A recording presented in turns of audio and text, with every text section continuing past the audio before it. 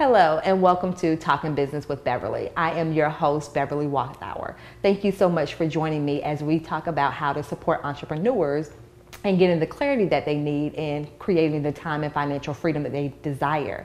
And how we do that is not only by addressing your business needs, but also the physical, mental, emotional, spiritual, and financial needs as well. And on this episode, we have the amazing Nathalie joining us today, and she's actually going to talk to us more about the mental and the emotional aspect of being an entrepreneur. And so once again, thank you so much, Nathalie, for joining us. Thank you. Thank you for having me, Beverly. Awesome. Now, tell our viewers just a little bit more about yourself. Well, let's see. So my name is Nathalie Ellis. I have a private practice in the Atlanta area, in Decatur, Georgia specifically, where I've been in private practice for the last about 6 years now. So I've been an entrepreneur for the last 6 years. So about 20 years ago, I got my master's degree from Georgia State. I got my bachelor's at Georgia State and my master's at Argosy University, and my master's is in counseling. And during that time, just getting more experience and getting my license in the mental health field, and I've just enjoyed it. So in my practice, I work a lot with kids as young as 3 to adults as old as or as young as 70. And in my work, I do work a lot with individuals, with families, as well as with couples, and just helping them enrich their mental health. My business is called Esteem Counseling, and Esteem is about empowering self through enrichment, education, and motivation, and that's the goal in my practice. Awesome. Now, great. Now, I like to actually ask my guests 3 random questions before we actually dive in. Are you game? I'm game. Okay, awesome. So, if you could be any animal, what would you be? Wow, any animal. I think I'll probably be a bird. A specific type of bird. Maybe, I'm not really sure what kind of bird. Well, hey, but a bird that flies. There you go. Okay. Something that flies away and could just travel and see everything. So there I'd you say go. A bird. Okay, because there's some birds that don't fly. So you're right. Okay. Bird that flies. So, do you prefer the beach or the mountains? Oh my God. My beach is my happy place. So when I think of visualization, when I'm calming down, when I'm stressed and I go to my safe place in my head, it's the beach. Yes. Under the sun. Okay. So do you prefer winter, spring, summer, or fall? Well, because I love the beach, I would say summer. Awesome. I love the sun and being warm. Okay, great. So now we're going to go ahead and dive on in. So tell me, what made you get started in the mental health field? Well, I would say that it seems as if ever since I was a little girl, people have had a tendency to always want to talk to me. So I get random people all the time wanting to just kind of talk about their experiences or share their most vulnerable experiences.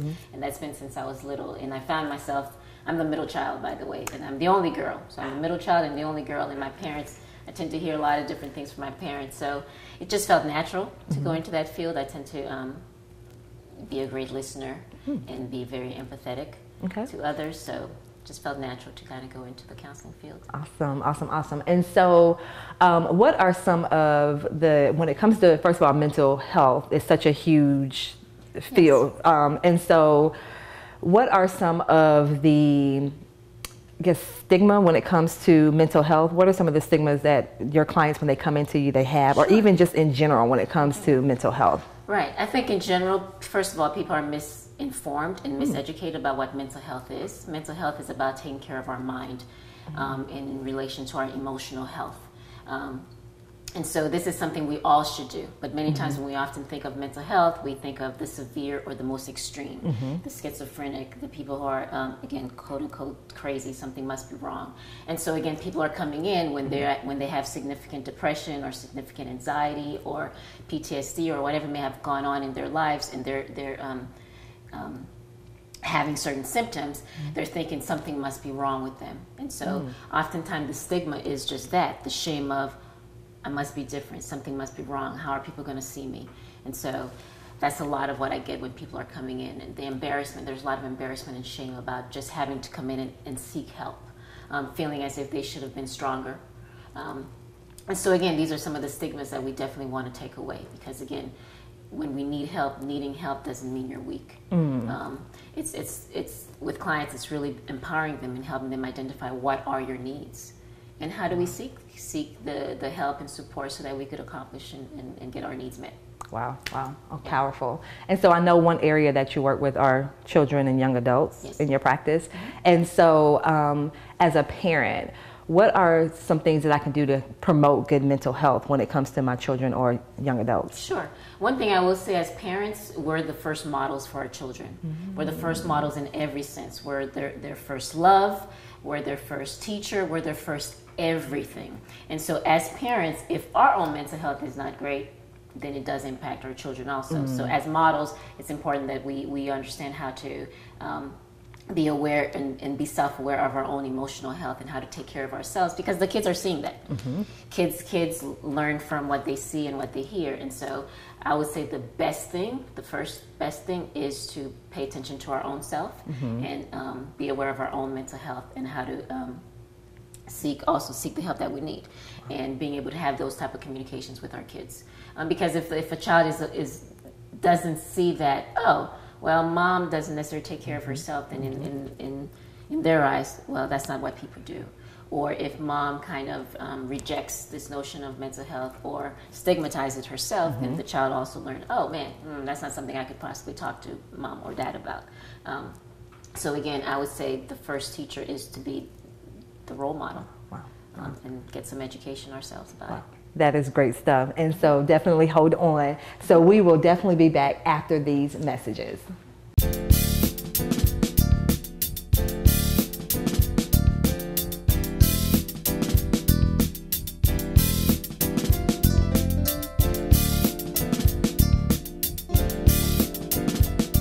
Hi, this is Nathalie Ellis. One tip that I do have for entrepreneurs, it's about creating and finding balance. And as entrepreneurs, we often find ourselves very focused on our business and achieving success. And balance is making sure that we're taking care of our whole health.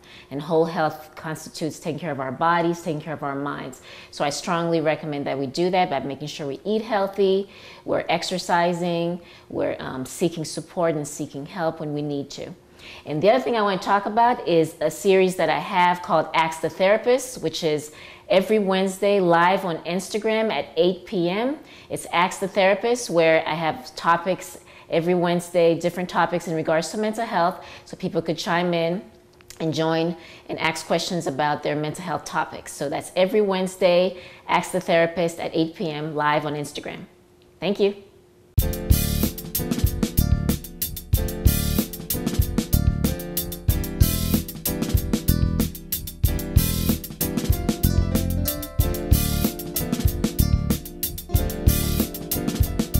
Hello and welcome back to Talking Business with Beverly. I am your host, Beverly Wathauer. And before the messages, we were speaking with Nathalie, and she was actually talking to us about, as a parent, what can we do to ensure that our children have good mental health.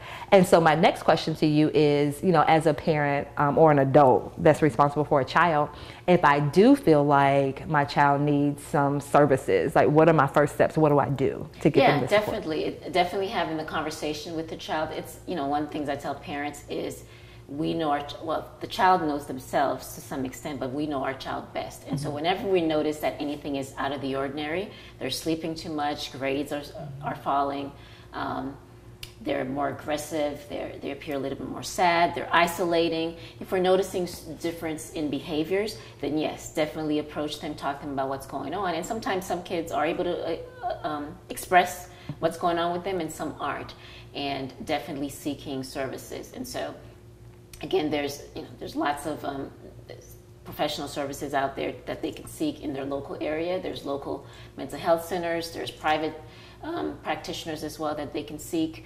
And so a lot of times people are always afraid of medication, psychiatrists. So there's different levels. So I'm a counselor, which is a master's level, and then there's psychiatrists, which are MDs, they're doctors. And so not everybody who may exhibit mental health symptoms need to have medication. So that's a lot of the conversations I do have with parents and the kids about, let's identify what the issue may be. Let's process it. Let's talk about it. Let's develop some tools, some strategies. Let's do everything that we can. And if we're noticing, there's not a change, and this is after a period of time, there's not a change. Well, then let's say, well, maybe we may need to look into getting a psychiatric assessment where we need to look into medication. So that's not always the case, but sometimes we may have to do that as well. Wow, that's good stuff. And so now, my background is in education. I used to teach. And so what can schools or universities do to kind of address the issue of mental health and to, you know, make sure that even the student population, the student body is aware of what's considered good mental health? Definitely getting more education as to what mental health looks like, because for kids also, particularly boys, it could look like acting out behaviors. And so people, oh, they're just bad, they're just acting out, but then there could be something deeper than that. And so it's important to communicate with the child. It's important to communicate with the parents. It's important to look at the whole student. So not just a portion of the student, but the whole student. And so there's this thing called adverse childhood experiences. It's a study that was done, and they look at these different experiences that a child may experience, may go through before the age of 18, such as physical abuse, sexual abuse, abandonment by a parent. And so, again, the school system just needs to be aware of what mental health looks like and what experiences the kids may go through, because all that could contribute to their behavior and whether or not they're misbehaving at school or whether or not they're not performing. One of the things I talk to parents a lot about is, you know, a lot of times some kids aren't performing not strictly because they don't know what's going on or they're not smart enough, but sometimes, again, there could be depression, there could be a learning disability, and so there's a lot of different testing that has to be done. But the parent has to talk to the educators and the school system to kind of figure out, okay, my child is not performing as I know they can, what do we need to do? And some of that could be mental health, and some of that could be other things too. Awesome. And so do you have the same recommendations if they're at a college or a university level? Because now they're, you know, moving into young adult, and so it's a little bit more definitely. And interestingly enough, I've had a few kids that I've had as they were kids, and then they've gone into college, and we've used the IEPs too. So college do recognize IEPs, which are individualized education plan, and this is when, you know what, we're noticing that this child, they're smart, they could get the material, so it's not about whether or not they could get the material, but they need a little bit more support. And due to their mental health, there are special education, there are things in place that could give the student and the parents rights for accommodations. And so these accommodations could follow them into college as well. One of the strong thing that I tell people too is you have to be an advocate for yourself, because no one's really going to know. Teachers aren't going to always know, because there are some students that are very quiet and follow directions, and so, but then they're still struggling academically. And so if I am that child or young adult and I do notice that there are some changes, you know, how do I know when it's time to actually speak up and say something to someone else? Sure. If the minute you notice it, and I think that's important, because some people don't even notice it, but the fact that you're noticing, something is potentially not right, doesn't feel right, I'm sadder than usual, or I'm getting more upset than usual, or I just can't seem to concentrate, I can't seem to think straight. Whenever we're noticing anything, it's important to seek help. Talk to someone, because again, you might not know what the issue is, but somebody else could provide some support, could provide some information that you just didn't know. So I strongly recommend the minute you notice that something is different, seek help and seek support. Awesome. Okay, and so as an adult, and now I'm thinking about children, okay, you know, as an adult, I can make a decision of whether or not I want to seek help. Yes. But if I'm a child, is the parent responsible for saying, hey, I need my child to get a specific type of service? You know, does the child have any say-so and say, no, I don't want to do this? So how does that actually work if it's a parent on behalf of the child? Interestingly enough, I have a lot of kids who tell their parents, hey, something's not right. I need to get help. So it's interesting that that happens. So a lot of kids do seek help, ask the parents for help, but there are parents, because of the child's behavior, if they're noticing that the child is acting up, there's a lot of things going on, or they're isolating, then yes, the parent could say, hey, I need you to, we need to go see the doctor. And so, yeah, that does happen too. And at the end of the day, it does become the choice of the child, because I do have kids, if they didn't want to be there, they're not going to talk in the session. They're not going to talk during the assessment. And so there needs to be some buy-in from the child. And so, you know, my job when the first time anybody comes see me is to first thank you for coming, you know. Definitely thank them for coming, because that takes a big step for one, and then to help them notice the importance of this service, of recognizing your mental health for not just the moment but also for the future, for them. And so that is one of the things with the kids. I always talk about, well, what do you want to be when you grow up? Okay, this is how this process can help you achieve that goal. And so I bring it back to that. Okay. And so we know, just with statistics and data right now, that suicide is high among, young adults. And so if I suspect that my child is having suicidal thoughts, or even if I'm that young adult that's experiencing that, what are my first steps? What steps should I take? Definitely, there's a crisis hotline that individuals could take. There's a suicide hotline they could call. Definitely seeking help. So I would not, a lot of times, again, people don't want to burden others with their stuff that they have going on. So these are things that adults are telling me. I was suffering with this, but I didn't want to call anybody. I don't want to tell anyone. And so one of the things when clients are telling me this, we develop a safety plan. We develop a plan. Because, again, more likely if it happened one time, it may occur again. And so at times of stress, at times of frustrations, at times of anger, and at times of depression, who can you call? What are the things that we can do? What are the things that we can put in place to help you at those times? And so making a list of people you could call, making a list of things you can do is something that we do during the session. But yeah, definitely seeking help and seeking services. Wow. Oh my gosh. And so as I'm listening to you talk about that, I guess as either a parent or someone that's in the field of education, is there, I'm thinking like a checklist, like in my mind, I'm automatically thinking like, what should I be looking for? Or if I'm looking for it, am I calling more of that in? But like, are there specific behaviors that I should be looking for as an adult? For someone that's suicidal? For anyone suicidal individual? Or anything dealing with the mental? Yeah, with mental health, sad mood, okay. Isolation, definitely things. When a kid is not playing with others and they're isolating, that could potentially be something. First, it's first we have to take, okay, has this kid, is that part of their growing up that they've never really talked to other kids? So there could be other things, that autism, there's a lot of different things that we could look at, right? But again, if there's a change in behavior, a change in emotional state, those are the things that we have to pay attention to. Sad mood, depression, fear, recent fears, like for example, when we had the school shootings, during that time, a lot of the schools were doing this intruder drill. And so at that time, I had a lot of my kids who are coming in with secondary trauma. So there's a secondary trauma. First of all, you're hearing it in the news, so that's traumatic in itself, just hearing it over and over. And then now the schools are implementing the intruder drill where, let's pretend, there's an intruder in the building, and what is everybody going to do? And so that there's already some trauma there, and that creates secondary trauma. And so so that kid may become a little bit more afraid to go outside. They may more crying spells, may act out more. If there's fighting, there's suspensions. So yeah, any change in their mood, in their behavior, in their actions, in their thinking patterns. So these are all the things that we have to pay attention to. Wow, this is great information. And so we will definitely be back right after these messages.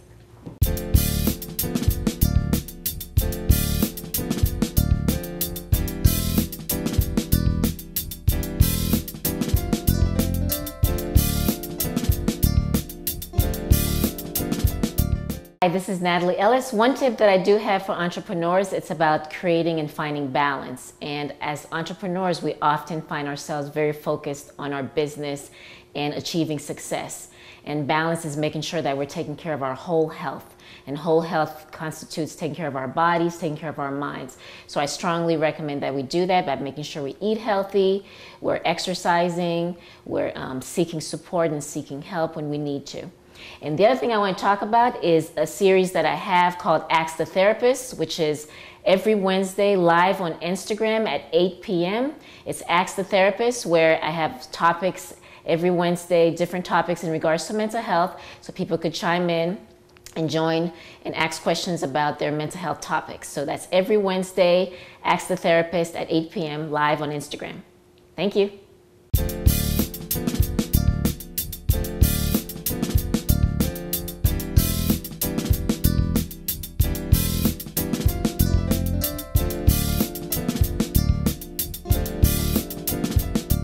Welcome back to Talking Business with Beverly, and I am your host, Beverly Wathauer. And we've been speaking with Nathalie, and she's been giving us amazing tips, especially when it comes to mental health in our children.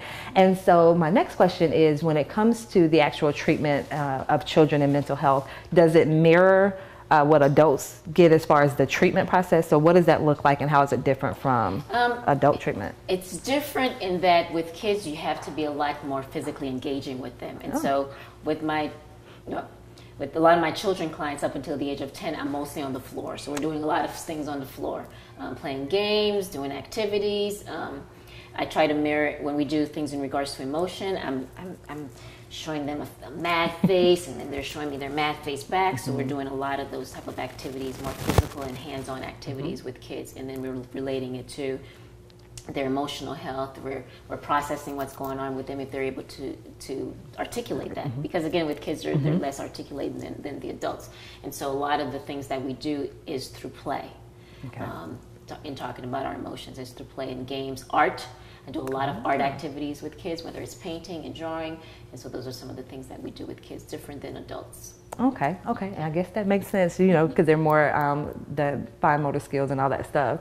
And so as a parent, what are some things that I can do to actually promote good mental health? So, when it comes to my children, what are some activities, things that we can do to just make sure that we're promoting that? Because we know how to promote good physical health, but when it comes to mental health, how do we actually promote that in our children? One of the things that I would suggest is important, the old adage about eating together for dinner. That's very, very important. One of the things that I see a lot that parents tend to do, which is not helpful for the family structure as a whole, is everybody tends to have their own TVs, everybody's doing their own thing, everybody's in their own room, have their games in their room, TVs in their room, and this happens very young. And that creates isolation and disconnection in the families. And so it's so important, again, for great mental health, for families to do a lot of things together, because that's how you get to know your child, that's how they get to know you. So that's one thing. And then we talked about modeling. So as parents, it's important to model how to communicate effectively, model how to express emotions effectively. So that's another thing that I strongly suggest. A third thing that seems to be a big deal that I hear a lot, not just from the kid clients, but from the adults too, feeling not validated. And so a lot of times kids express themselves and whatever's going on with them, and parents tend to dismiss it. Parents tend to dismiss their feelings, tend to dismiss their actions, tend to dismiss the things that they do. And when that happens, that creates a disconnect in terms of how they see themselves. For example, it's so important to, when a child is telling you that they're feeling this way, rather than say, well, you know what, you're going to be okay, don't feel that way, is to really validate their feeling. And to encourage them, definitely validate whatever the feeling is, because their feeling is their feeling. And so when the feeling is dismissed, and at that point, then it becomes a question, well, should I really feel this way, or should I not feel this way? And you don't want that child to feel that, because then that becomes the norm for them when they're constantly questioning the feeling. And that creates, again, some mental health issues that I see a lot with adult clients. And so validating children's feelings is very important. Validating the things that they do is important. Parents tend to focus on the bad behavior. So when kids act up, we make a big deal about that, which to some extent we should. We should definitely recognize it. But when we make a big deal for acting out behaviors and not a big deal for good behaviors, we tend to get more acting out. And so it's important to, again, when the kids are doing the things that they're supposed to do, to recognize it and to praise it. And that lets them know, we want to see more of that. That's what we want to see more of. But for the child who already may be having some of their own issues, when we're giving a lot of attention to that negative behavior, then in their mind, this is what, they pay attention to that a lot. And maybe that's what they want to see more of, whether it's positive or negative attention. And so we don't want to give them that negative attention.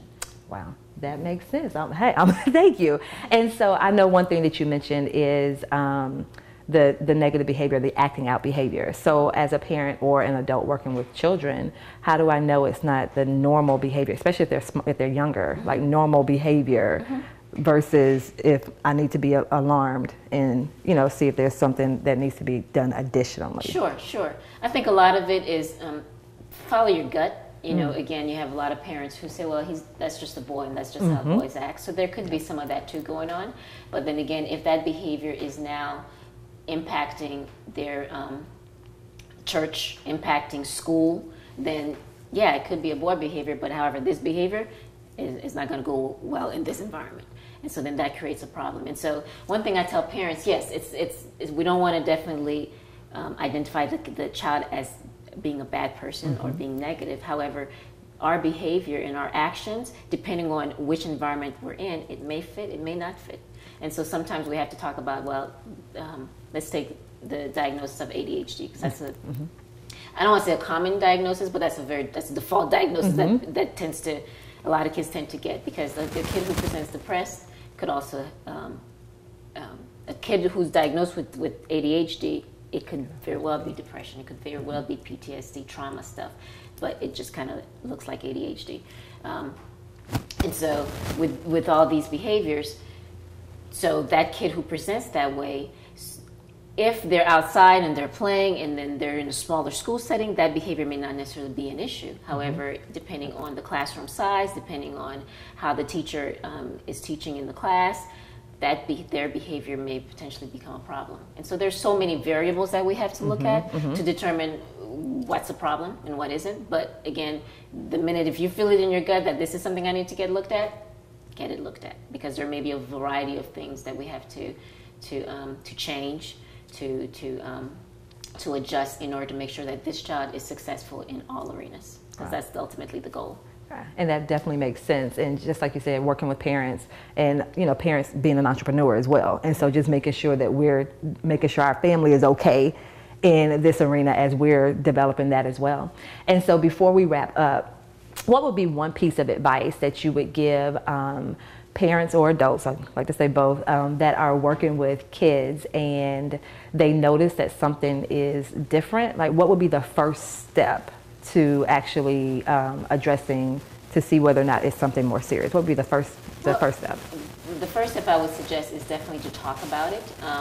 And the other thing that, talk about it, but also talk about it within family members. There's a lot of secrets in families. There's a lot of history in families. And so sometimes a child's behavior can be understood when you talk to the grandparent, because the grandparent, oh, so-and-so had this behavior too. And so then that gives understanding, that gives some insight, because a lot of times people don't want to talk about these things because they feel isolated, they feel ashamed, they feel embarrassed, they feel as if they're the only one who's going through this. But when we start talking about it, then you could get support, because, oh, yeah, I've experienced that too, and this is what I did. Or so-and-so, your uncle over here, he had some of that, and this is what it was. So I think that's very, very important to do. Definitely seek help and talk to other family members before you get professional help. I like that, looking at the family piece. And so what's your website and or email address so that our viewers can find out more information about you? Definitely. You could go to my website. It's www.esteemcounselingservices.com. esteemcounselingservices.com. And my email is info@esteemcounselingservices.com. Awesome. And once again, thank you so much for joining us today, Nathalie. And also I want to thank you guys as my viewers for tuning in. And remember, as entrepreneurs, you definitely want to make sure that you're not only addressing your business needs, but also the physical, mental, emotional, spiritual, and financial needs as well, if you're looking to create that time and financial freedom in your business. Thank you so much for joining us. Take care.